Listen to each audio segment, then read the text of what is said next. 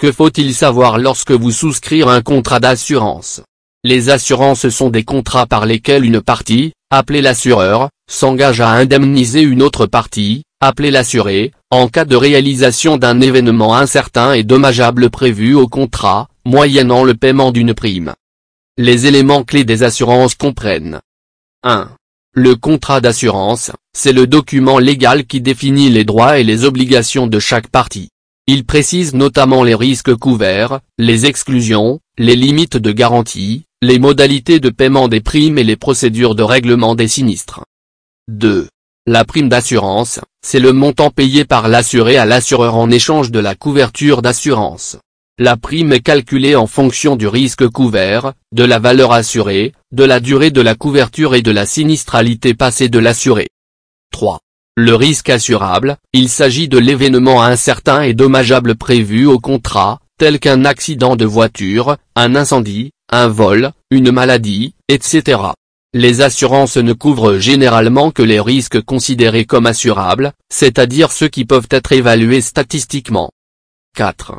La garantie d'assurance, c'est l'engagement de l'assureur à indemniser l'assuré en cas de réalisation du risque assurable. Les garanties peuvent être de différentes natures comme la responsabilité civile, l'assurance automobile, l'assurance habitation, l'assurance santé, etc. 5.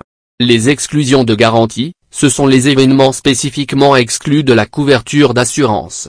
Les exclusions peuvent être liées à des risques non assurables, à des comportements frauduleux de l'assuré, à des guerres, à des catastrophes naturelles, etc. 6. La franchise, c'est la partie du montant du sinistre restant à la charge de l'assuré. Lorsqu'un sinistre survient, l'assuré doit souvent payer une franchise fixée dans le contrat avant que l'assureur ne prenne en charge le reste des dommages. 7. La déclaration des sinistres, lorsqu'un sinistre survient, l'assuré doit en informer rapidement l'assureur en remplissant un formulaire de déclaration. Cela permet à l'assureur d'évaluer le sinistre et de procéder à son règlement conformément aux termes du contrat. 8. Le règlement des sinistres, il s'agit du processus par lequel l'assureur indemnise l'assuré en fonction des modalités prévues au contrat. Le règlement peut se faire par le versement d'une somme d'argent, la réparation ou le remplacement d'un bien endommagé, ou la prise en charge de frais médicaux, par exemple.